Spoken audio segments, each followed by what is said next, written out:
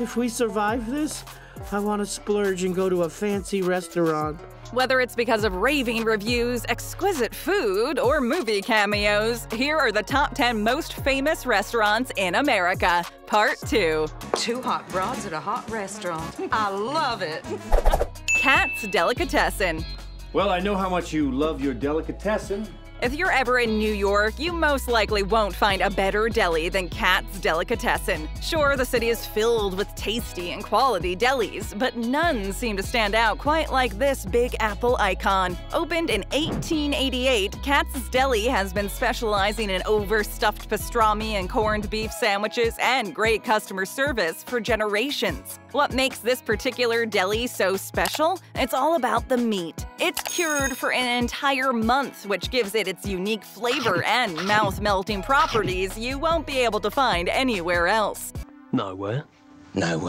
However, the juicy sandwiches and exclusivity aren't the only reasons why the deli has garnered so much recognition. It was also where one of the most famous movie scenes of all time was shot. Indeed, this is where the legendary "I'll have what she's having" scene in When Harry Met Sally was filmed in 1989. You can go sit at the same table Meg Ryan and Billy Crystal were sitting to enjoy your Reuben. Just be aware that the lines are known to be extremely long.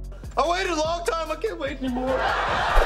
Nathan's Famous. I'm sort of famous for being almost famous. One of America's most famous restaurants. I mean, it has the word famous right there in the name. What are the odds? Nevertheless, Nathan's Famous is an American treasure that's been around for more than 100 years, and the world of hot dogs would not be what it is today if it weren't for Nathan's. The epic story began when Polish immigrant Nathan Handwerker opened a nickel hot dog stand on Coney Island in 1916 with a $300 loan from his friends and his wife's secret spice recipe in hand. And now, Nathan's Famous hot dogs are a household name sold in supermarkets and stores all around the globe. To infinity and beyond!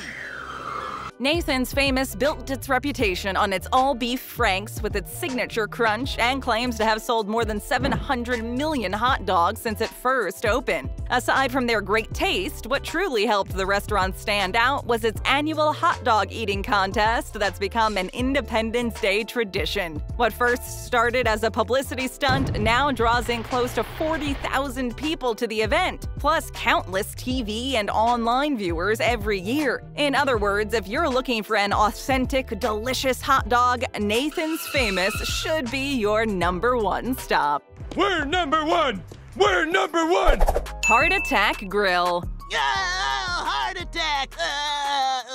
Heart Attack Grill was first opened in 2006 by former weight loss specialist John Basso, who goes by Dr. John, chief surgeon. He opened the restaurant as a way to shine a light on the reality of the fitness industry. The concept of the restaurant is pretty simple and upfront. Serve the most outrageously unhealthy menu in America. Wearing a hospital gown, you can devour ridiculously large grease bombs like the octuple bypass burger, a 20,000-calorie burger. Of course, fast food restaurants never claimed to be healthy in any way, but this just seems a little over the top.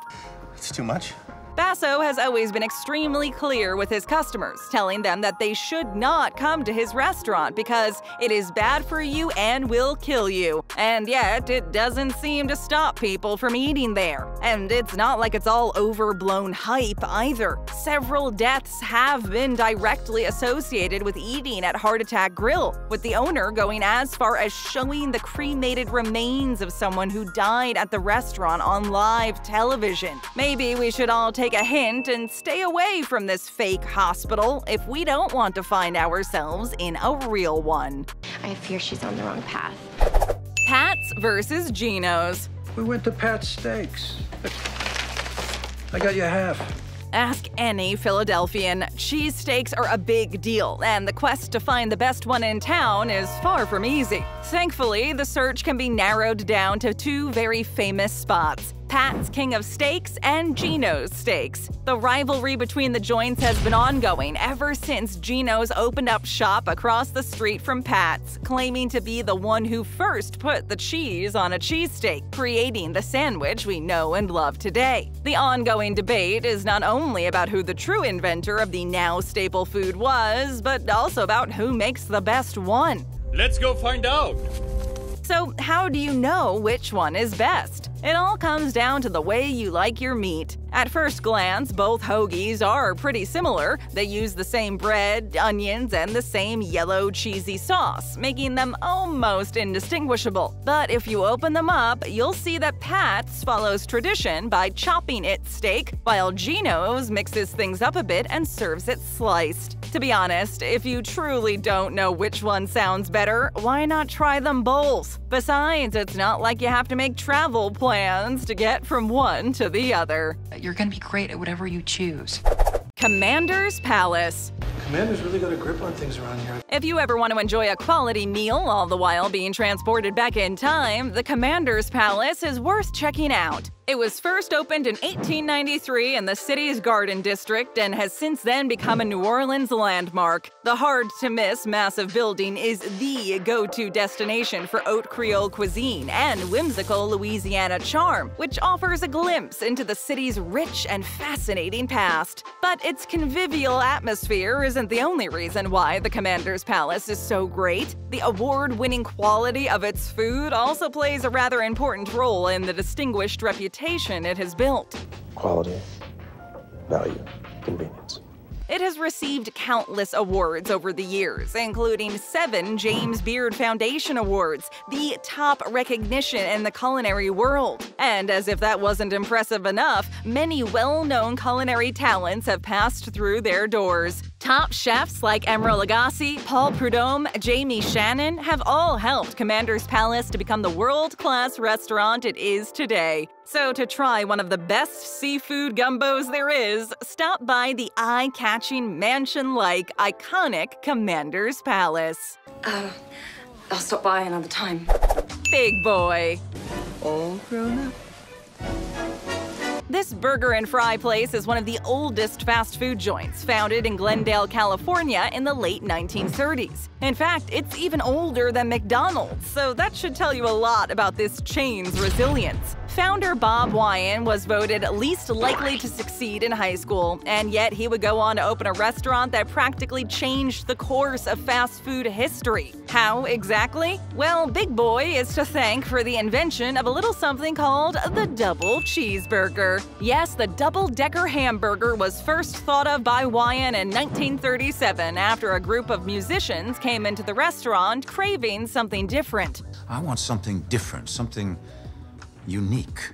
That's when he had the idea to slice his hamburger buns in 3 instead of 2 and layered them with 2 beef patties, cheese, lettuce, red relish sauce, and voila! That's how the first double cheeseburger was born. In 1965, Big Boy was already so famous, the Beatles stopped by the Burbank location while on tour in America. To this day, you can still find the Beatles booth, which visitors come from all around the world just to sit in. It's gonna be legendary!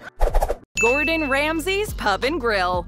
Gordon Ramsay? You up, Big Blue, didn't you? Obviously, a list of the most famous restaurants simply has to include at least one restaurant owned by one of the most famous chefs in the world, none other than Gordon Ramsay. You know him for his foul mouth, his harsh criticism, and his impeccable cooking skills. And now you get to actually test out the latter for yourself. All you need to do is head to his Pub and Grill in Atlantic City or in Las Vegas, order anything off the menu, and see if your meal really lives up to Ramsay's seemingly unreachable standards. Now, test phase. You'll find everything for an authentic English pub experience. And the best part is, it's like having 2 restaurants in one. There's the pub side with a casual bar atmosphere and traditional fare like Gordon's famous fish and chips, Scotch eggs, shepherd's pie, and steak and ale pie. While on the grill side, there's the more upscale food like his famous beef Wellington, prime New York strip steak, and even braised short ribs. Gordon Ramsay's Pub and Grill can be found inside Caesar's Palace. But don't worry, your culinary experience won't be a gamble. We guarantee it. Mystic Pizza. The Mystic Pizza in Mystic, Connecticut.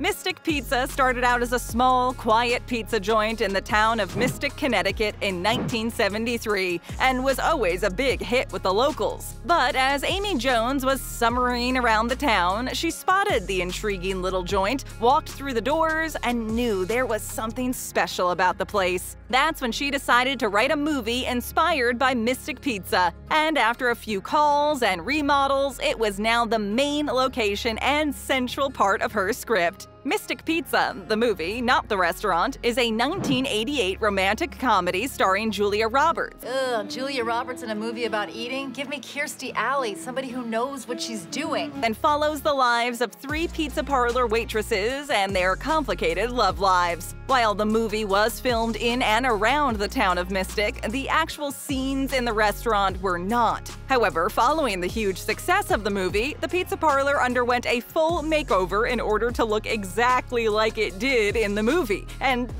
capitalize on its newfound fame. Soon enough, lines began forming outside the very tiny door of Mystic Pizza. It eventually got so busy, they had to open up a second location.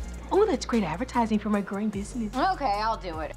Café Du Monde. Ever heard of Café Du Monde? Another New Orleans gold mine, Café Du Monde isn't a legendary eatery by mistake. Open 24 hours a day, 7 days a week since 1862. Except on Christmas Day, people have not stopped showing up at the French cafe since the Civil War. Talk about a loyal clientele. Café Du Monde only makes 2 things, coffee and beignets. But as it turns out, you don't need much more than that when you know what you're doing. The coffee is a dark roast blended with chicory, which is the root of the endive plant, and helps soften its otherwise bitter coffee taste. Don't try to soften me up. You can ask for it black or au lait, which entitles having it mixed half and half with hot milk. Of course, if you're not in the mood for coffee, you can always get white or chocolate milk and even fresh squeezed orange juice, but you would be missing out on a truly delectable beverage. The real stars of the show, though, are the beignets. They are square French-style donuts generously covered in powdered sugar, and they are divine. If, after your visit, you still can't get enough of the coffee/beignet combination, you can always buy coffee bags and a beignet mix to recreate the experience in the comfort of your own home. Tastes even better. St. Elmo Steakhouse. Welcome to the steakhouse of St. Elmo! Yes. Tonight we eat something's flesh! St. Elmo Steakhouse has been standing on the same street corner in downtown Indianapolis ever since its opening all the way back in 1902, which makes it one of the city's oldest steakhouses still in its original location. Of course, such a long run in the restaurant game has much to do with a stellar reputation, something St. Elmo is able to build for itself thanks to its excellent steaks, seafood, chops, and professional service. While the steak at St. Elmo is to die for, the real takeaway is the restaurant's shrimp cocktail. He likes weird food. Yeah, where's he eating his weird food tonight? Featuring 4 jumbo shrimp and a spicy signature cocktail sauce, it's even referred to as world famous on the menu. A good meal at the steakhouse needs to start off on the right foot. Every entree is served with either a glass of tomato juice or a bowl of navy bean soup, a tradition that's been around for so long, no one's really sure when it originated. As for its popularity, it was named an American classic by the James Beard Foundation, deemed one of Forbes' 10 greatest classic restaurants well worth visiting, and it was even featured on the NBC sitcom Parks and Recreation. Very, very famous. We've got more. Just tap or click for another great video, hit that subscribe button, and ring that bell. And hey, leave us a comment.